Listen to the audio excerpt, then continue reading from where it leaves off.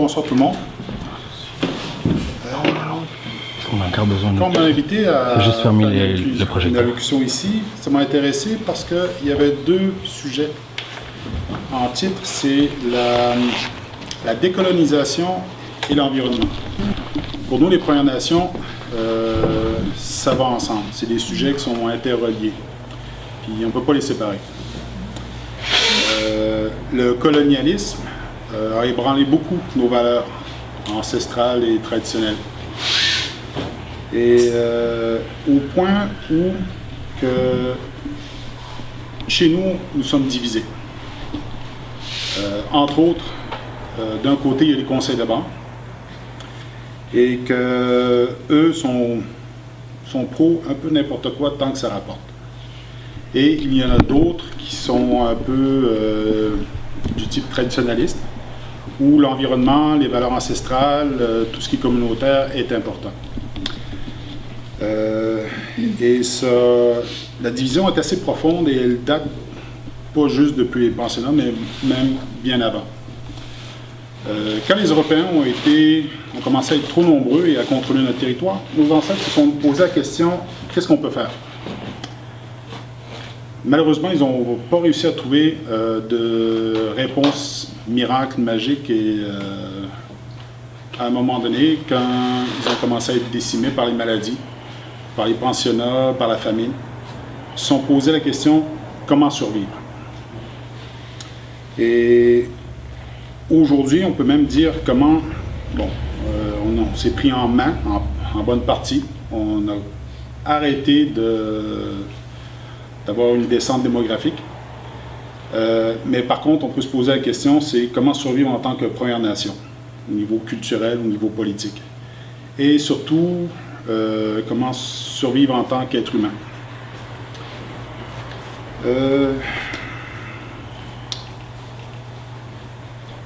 Et bon, avec la politique coloniale que le Canada et la Grande-Bretagne ont eue, qui ont été assistés par les provinces, toutes les provinces, tous les territoires, on est en train de se battre entre nous pour savoir où aller, dans quelle direction. Là, je parlais je voulais parler un petit peu de gaz naturel, mais comme il y a Michael Paul ici, s'il y a des gens qui ont des questions, je vais lui laisser cette partie-là. Parce que, tous les deux, on fait partie du regroupement des Premières Nations pour l'environnement. Et on ne se pique pas les sujets. On a chacun des spécialités. Moi, c'était surtout Anticosti. On a gagné, tant mieux. Et dans son coin de pays, il y a la compagnie GNL qui a une entente ou des négociations avec la réserve de Mastéouiache, Issipit puis Pessamit. Je ne sais pas où en est le dossier, mais lui est au courant de tout ça.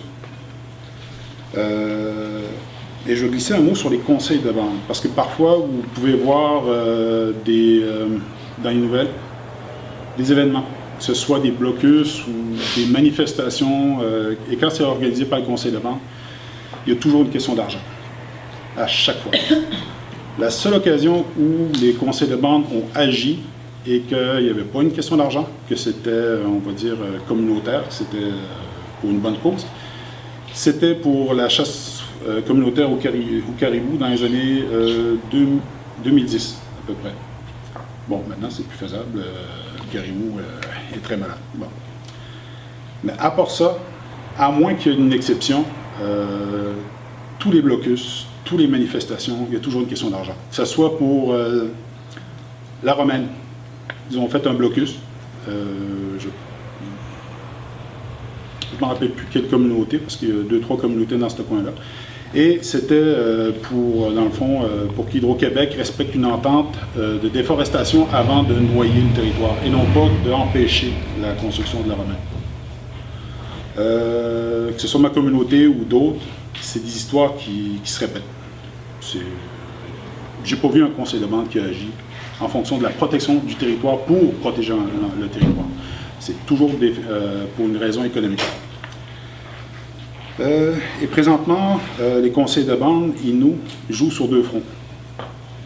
Un, entre autres, c'est, il y a GNL pour la construction d'une pipeline. Il y a aussi un autre, c'est pour une construction d'éoliennes à Pouillat.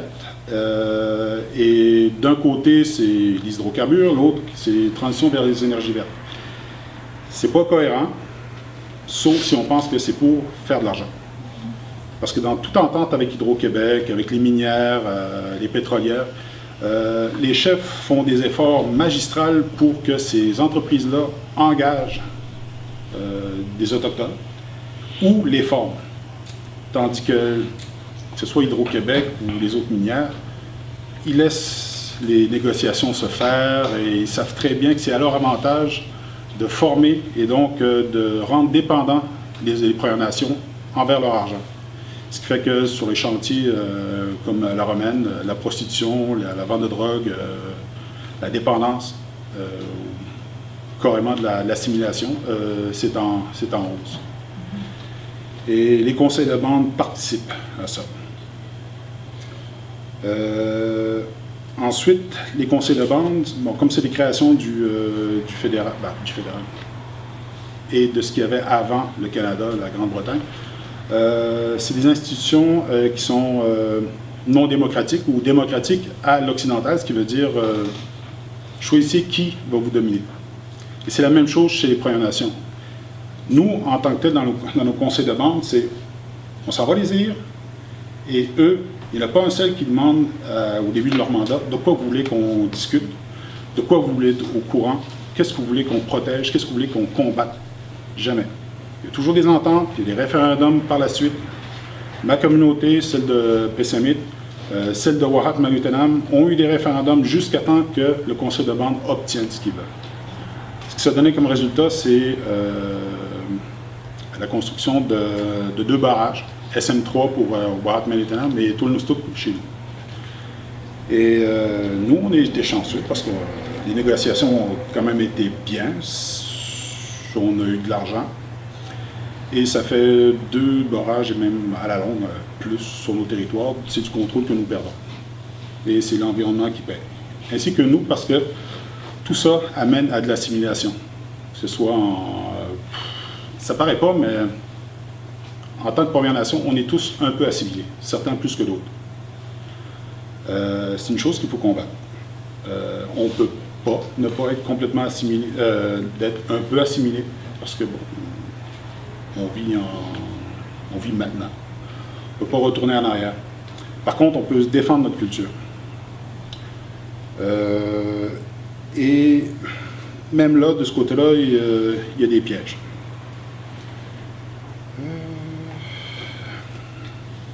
Là, ce que je vais parler, c'est un petit peu d'anticostie, pour démontrer à quel point les conseils de bande, on doit s'en méfier.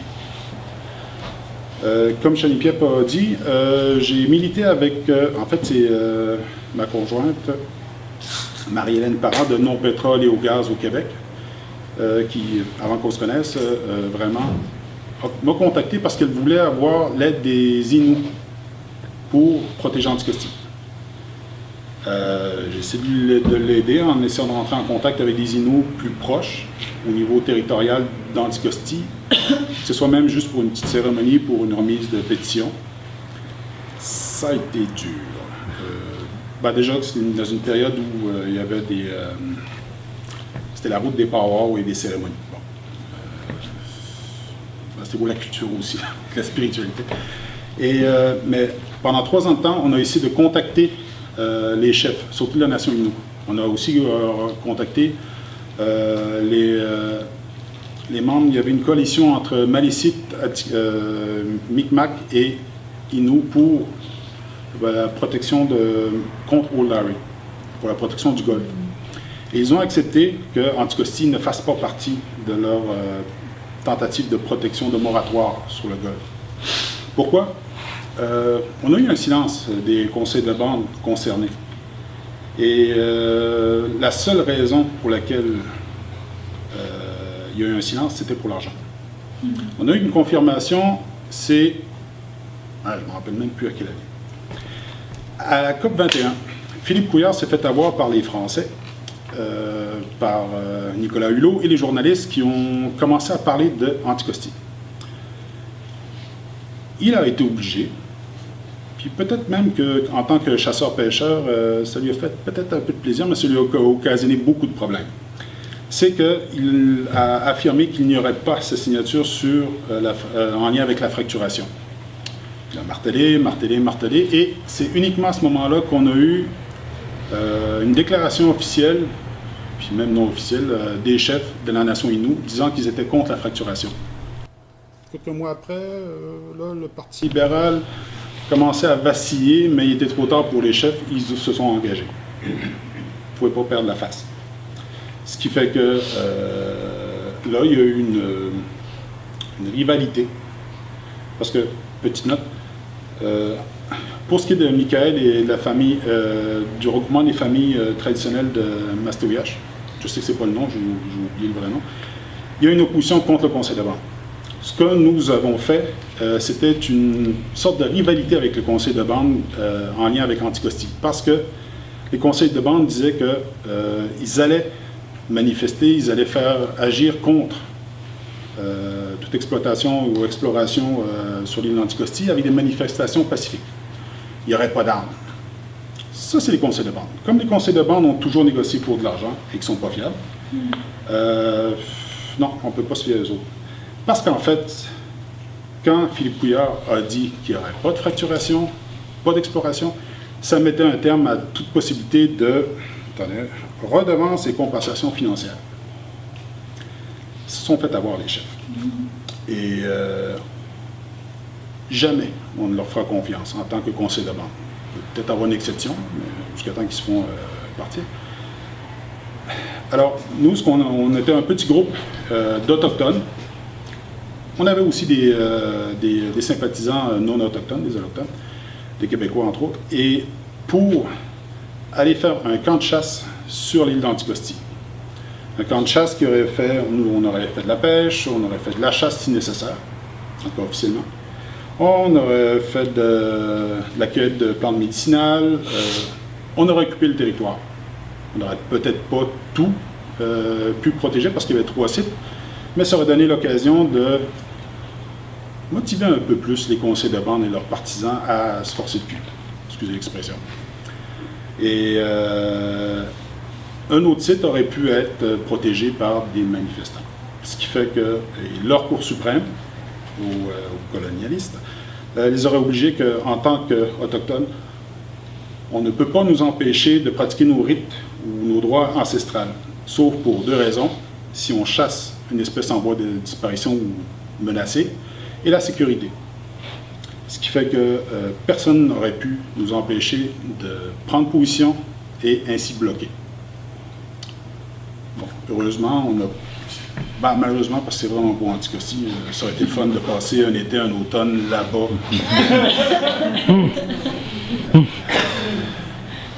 T'as déjà été à Anticosti? Ouais. C'est fantastique comme place. Bon, j'ai été à Gaspé, puis de la Gaspésie aussi. Et il reste, eux, à défendre aussi au niveau... et les conseils de bande là-bas sont contre, semble-t-il. Pas plus que ça. Et il y a quand même au moins les chefs traditionnels qui sont, eux, ouvertement opposés. Mais c'est toujours dur d'être contre un conseil de bande. Eux, ils ont l'argent. Eux, ils ont beaucoup de gens qui sont dépendants d'eux et de leurs décisions. Et c'est quand même pas évident. Ensuite, bon, comme j'ai dit tantôt, nous sommes menacés, mais qu'est-ce qu'on peut faire? Il y a des changements qu'on peut faire. Le fait de militer, ce que Allochtones et Autochtones ont fait présentement, ça donne des résultats. Juste un peu avant les élections, le début des élections, Philippe Couillard a fait une annonce quand même importante. C'est pas fantastique, c'est pour 100% bon, mais quand même, c'est un pas. Comme le Parti libéral était, au niveau des sondages, en train de reculer, et ça n'allait pas bien,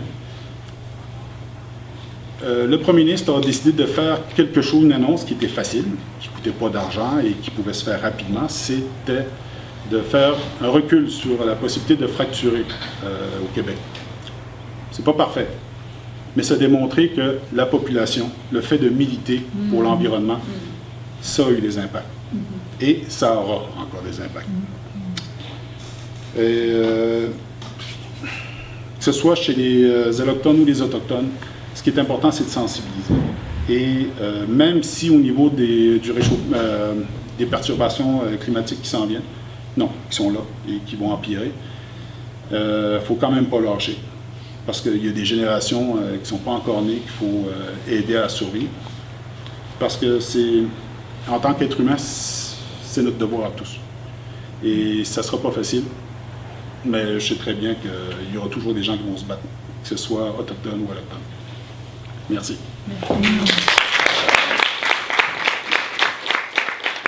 Comment tu vois que le travail qui se fait entre autochtones et allochtones peut s'améliorer? Pardon? Comment tu vois que les luttes qui peuvent se faire entre allochtones et autochtones peuvent, s'améliorer ou... C'est que, déjà, des événements comme à soir, c'en est un. Il y a aussi, c'est que, chez nous, sur la Côte-Nord, on a été, chez les Premières Nations, probablement les derniers à faire du recyclage. On n'était pas vraiment en avance. Maintenant, ça se fait. On va dire que notre rôle de protecteur de la nature, il revient. Même si on ne l'a jamais vraiment été, parce que mon grand-père, c'était pas un environnementaliste. Il n'avait pas besoin de l'aide. Quand il allait en forêt, il y avait des produits en toile, des caisses en bois, des seaux en métal. Une fois que tout ça a été fini, tout était recyclé ou brûlé pour servir de bois ou réutilisé. Ils n'ont pas connu c'est quoi la pollution. La pollution est récente présentement pour les Premières Nations. Et c'est pas évident de changer les habitudes, mais ça se fait de plus en plus. Il y a des collectes de déchets au niveau du village qui se fait chez nous, ailleurs aussi. Un de mes amis qui était, on va dire, qui est guide spirituel, à un moment donné, à la chasse avec lui, il jette son paquet de cigarettes. Ce que j'ai fait avec humour, c'était de lui dire en tant que maître des cérémonies, c'était beau. Il arrive, il a ramassé son paquet de cigarettes et c'était fini de ce côté-là. Puis ça, c'est des petites choses. On peut faire des coups d'éclat, que ce soit s'installer sous un pont pour empêcher des pétrolières de passer, que ce soit faire des marches, comme le 16, ce qui va se produire, et que ce soit de la façon autochtone ou allochtone, c'est de se mélanger, de participer, de s'auto-influencer. On a plein de points communs et plein de différences, mais on a tous des qualités qui peuvent faire que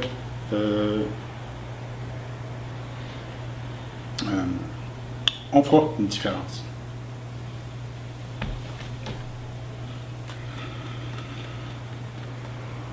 Excusez-moi, il faut que je cherche une idée. Certaines personnes sont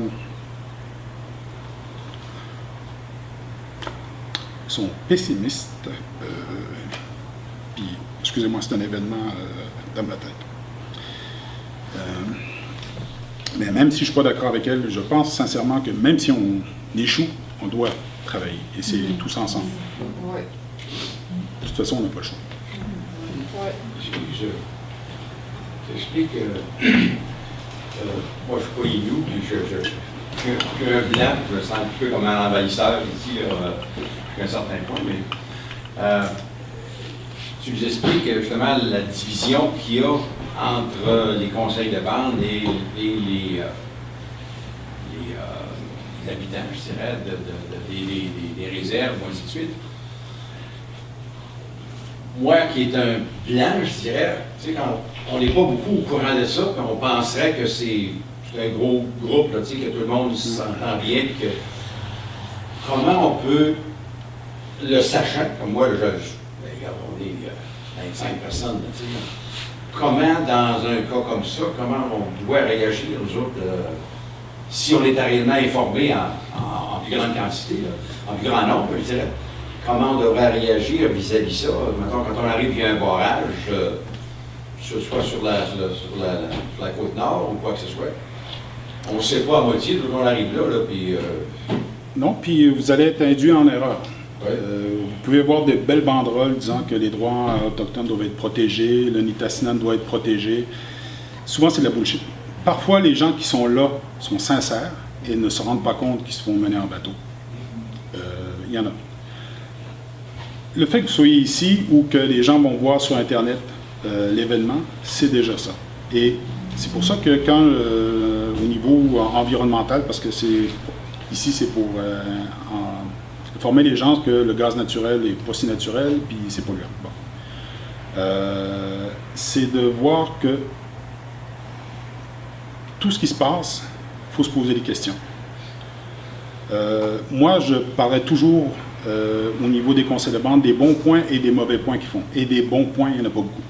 Il y a Serge Chimon de Kanesatake qui, lui, a pris ouvertement position contre tout ce qui est hydrocarbures. Mais il m'a dit qu'il ne fera pas autre chose. Il est limité. Quand il se déplace, il est souvent seul. Un chef, je m'attendrais à 5-6 personnes, une dizaine, une vingtaine de personnes avec lui, mais non. C'est pas évident, dans certaines places, d'essayer de changer les choses, d'améliorer les choses.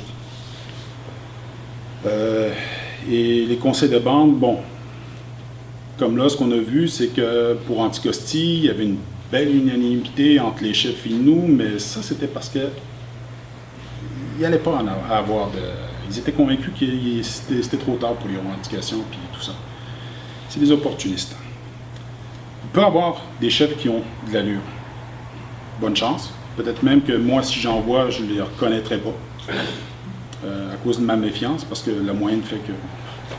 Bon, ce sont des assimilés. Plus que les autres. Et en tant que gens de l'extérieur à nos communautés, c'est de se poser des questions et de toujours lire, parce que les journalistes, même s'ils ne mettent pas toujours l'emphase sur certains points, souvent ils mettent de l'information disant que, bon, comme il y a eu un blocus de Tatastil, je ne sais pas trop quel, Alcoa, ou dans ton coin. Il y avait 3 conditions. Là, normalement, je devrais laisser à Shane-Pip en parler, parce que, bon, comme j'ai lu que c'était une partie de la bullshit, puis l'autre, c'était correct. Il y avait 3 points qui étaient débattus. Un, c'était protection de l'environnement. L'autre, c'est engager des employés. Et le troisième, c'est que l'entreprise respecte ses paiements qu'il devait. Donc, argent, emploi. Je ne sais pas ce qui est d'empêcher la mine de polluer, mais trouvez-moi une mine qui ne pollue pas. Alors, le blocus... Il n'a pas eu. Oui, selon... Dans Charlie Brown, il y a un petit jeune qui s'appelle Pink Pen. À chaque fois, même l'hiver, quand il se promène, il y a toujours de la poussière autour de lui. Bon, ça dépend c'est quoi la propreté au niveau de chacun, et certaines personnes ou certains groupes sont plus laxistes que d'autres. Mais ce qui est toujours bon, c'est de s'informer réellement. Se poser des questions sur les conseils de bande et voir s'il y a une autre alternative. Puis souvent, les alternatives ils ont une étiquette de traditionnaliste, ce qui n'est pas toujours le cas. Mais souvent, ben, l'étiquette, c'est facile. Le traditionnalisme, c'en est un. Puis souvent, c'est l'est, mais pas toujours. Parce que même, on pourrait donner d'autres titres, mais là, ça devient compliqué. Parce que c'est souvent aussi des querelles de clans. Ils ont tous les deux la même position, même idée, mais chacun veut le pouvoir. C'est souvent ça, les conseils de bande. Bizarrement, ça peut ressembler aussi à votre société, parce que c'est du copier-coller, avec quelques plumes ou perlages différents pour faire culture. C'est bon pour les touristes. Être traditionnaliste, c'est péjoratif? Non, mais c'est pas une... Comment je pourrais dire? C'est une étiquette. Comme par chez nous, au niveau des traditionnalistes, il y en a qui appuyaient notre ancien chef, qui était aussi quelqu'un qui a signé avec des ententes, mais qui nous a foutu 68 millions de déficit. il y a des traditionnalistes qui l'appuyaient, parce que ce sont des prieurs. Ils prient, puis souvent, ce que certains traditionnalistes des guides spirituels disent, quand on leur a demandé de l'appui, de l'aide, c'est « on va prier pour vous ».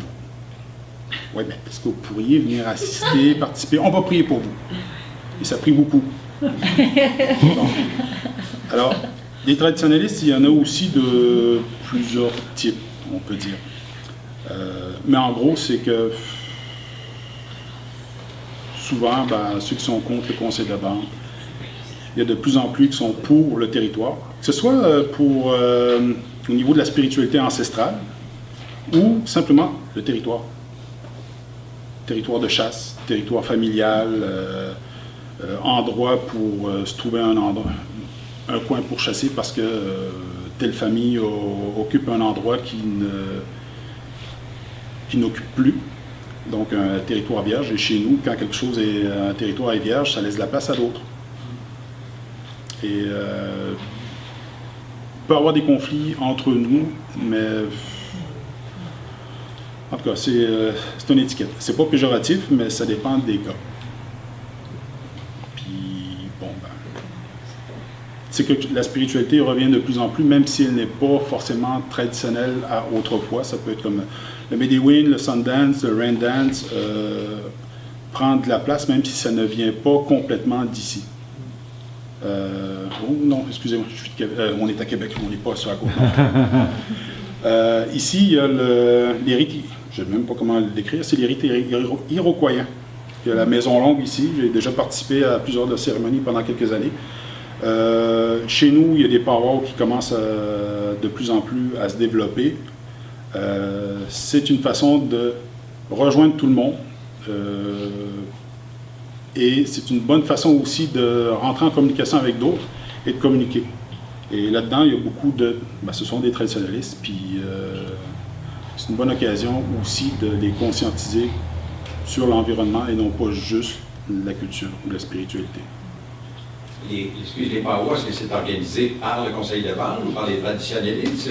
Je suis allé il y a quelques années justement à Bétiamite, je ne sais pas le nom de la réserve. Bétiamite, chez moi. Chez vous, ouais. Et ils appelaient ça Médée. Je ne sais pas si ça existe encore, là, mais ça se faisait justement à la fin de semaine de la fête du travail. Ça durait 5-6 jours. Moi, quand je suis sorti de là, j'étais complètement, je dirais, un homme transformé.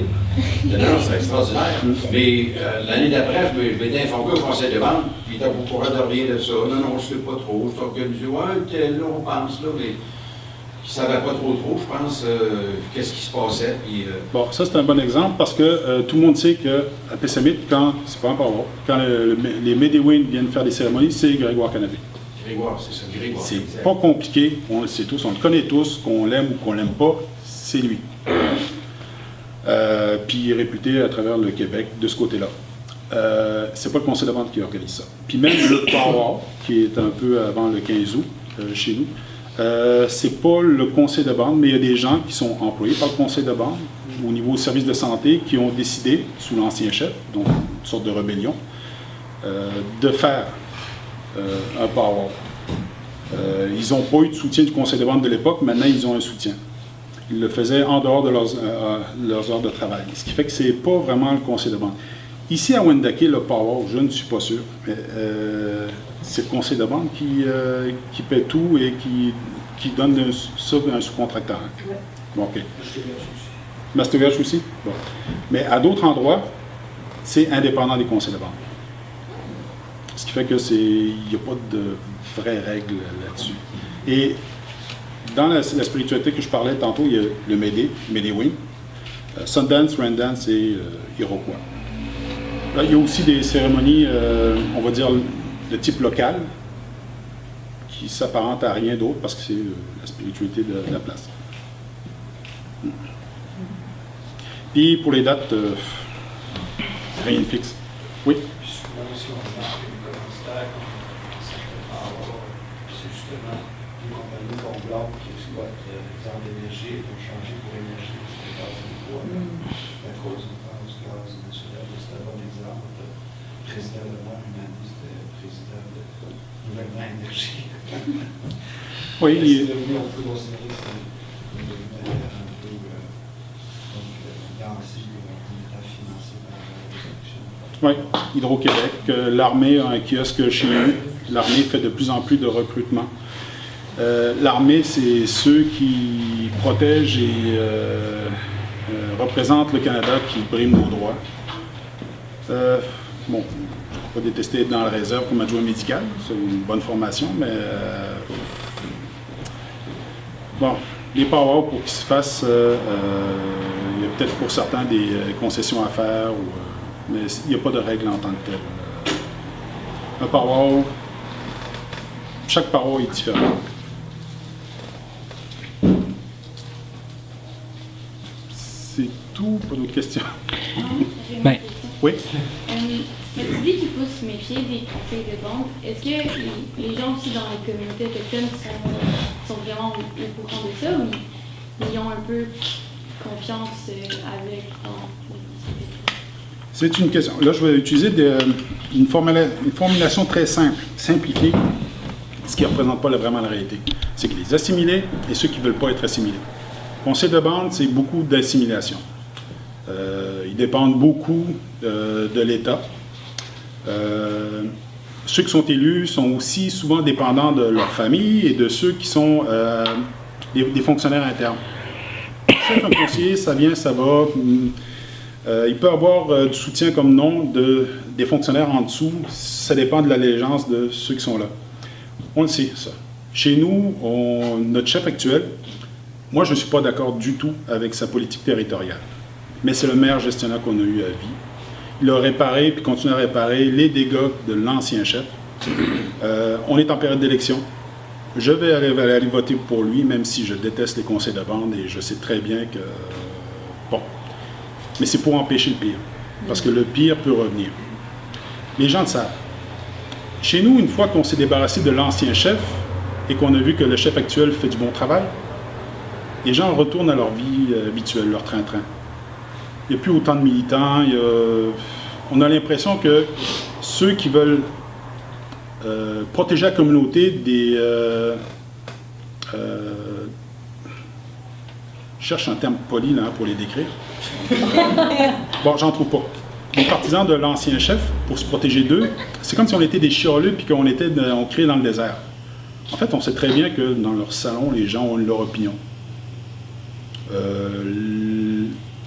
L'élection actuelle ne fait pas beaucoup de remous comparativement aux autres fois. Là, normalement, le chef devrait être réélu encore, mais ce n'est pas garanti parce que les gens qui restent dans leur salon peuvent permettre à d'autres d'aller prendre le pouvoir. Bah, n'importe quelle élection, c'est ça. Et oui, chez nous, il y en a qui sont au courant. Comme chez nous, avant l'ancien chef, on pouvait dire que 60% de la population était contre le plan Nord.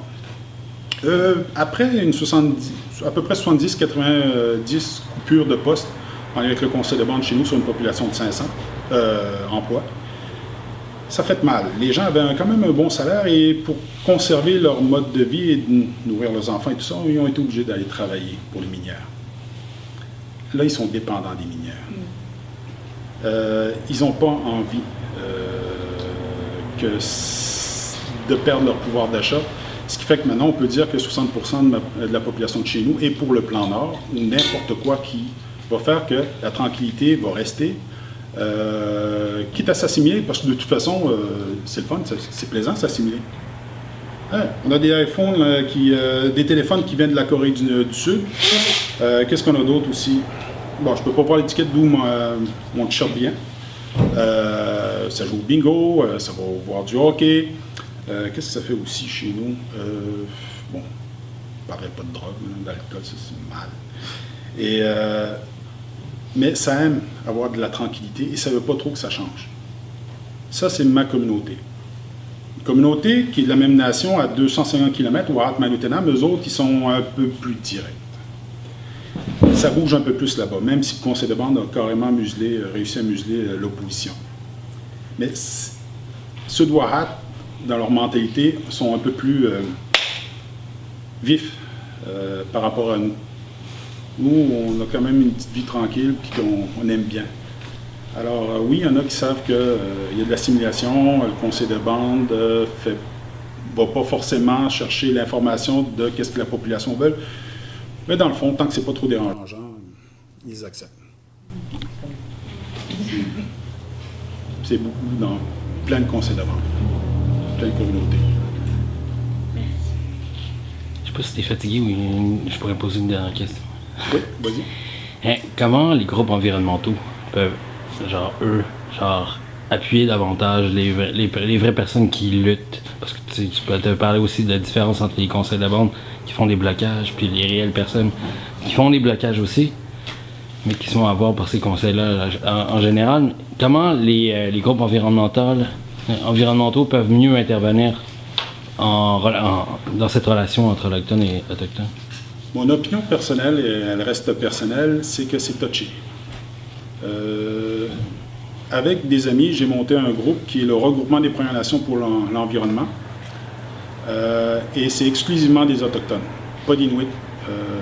C'est vraiment des Premières Nations. Tous les membres sont, au niveau officiel, ils ont un statut d'Indien. Pourquoi? Parce que plus on va grandir, plus on va faire d'interventions. Je ne voulais pas qu'on puisse nous reprocher d'être on est influencé par des gens de l'extérieur. Ce qui fait que ça, c'est un peu difficile, c'est un peu touché, ça. Faire des événements en parallèle avec ou en invitant des Autochtones, c'est une bonne chose. Cibler certaines personnes, certains groupes, dans certaines causes, s'informer sur eux, oui. Aller les voir, oui. Et leur laisser quand même le leadership. Mais même là, les gens ne sont pas forcément formés. Moi, quand je commençais à militer, je n'ai pas commencé à militer pour l'environnement, j'ai commencé à militer pour me débarrasser d'un chef pourri. Je détestais ça. J'ai été intimidé. Quand j'allais derrière mon clavier, j'avais la chienne. Et j'ai été obligé de changer. Ce qui fait que j'ai commencé à me forcer à aimer ça, à me battre. Ce qui fait que quand on s'est débarrassé du pourri, Marie-Hélène m'a invité pour défendre Anticosti et moi j'étais encore boosté là, pour me battre. Je le suis encore, puis et c'est d'aller voir qui a besoin d'aide, quels sont leurs besoins, leur visibilité qu'ils ont besoin, et s'ils n'ont pas ce qu'il faut, parce que certaines personnes se battent parce qu'il n'y a personne pour se battre. Alors, parfois, ils n'ont pas ce qu'il faut. Et c'est quand même d'aller les voir et de leur demander ce qu'ils ont besoin. Parce que, bon, c'est bien beau d'essayer de vouloir aider quelqu'un, mais parfois, on peut nuire plus qu'autre chose, parce que toute communauté a ses spécificités. Comme je viens de dire, c'est que Wahad sont plus francs que nous, à Pessamit. Mon ami, pour le convaincre à être de faire attention à ce qu'il fait, j'ai utilisé de l'humour. À d'autres endroits, ça peut ne pas marcher. C'est une des choses qu'on peut conclure avec les Premières Nations, c'est qu'on se ressemble. On a tous nos différences. Même au niveau des conseils de bande, en tant que dans la même nation, on n'a pas tous la même mentalité. Il y a des différences. Mais c'est vraiment aller voir, puis qu'est-ce qu'ils ont besoin. Quitte même à les faire entrer en contact avec d'autres Premières Nations. Parce que, comme là, il y a des gens de à peu près un peu de tous les horizons ici. Et dans d'autres événements également. Puis ça peut aider. Mais c'est dur, ça, c'est certain. Merci. C'est Michel Winter. Très bien. Eh bien, merci beaucoup. J'ai envie de dire après qu'est-ce qu'il a raconté.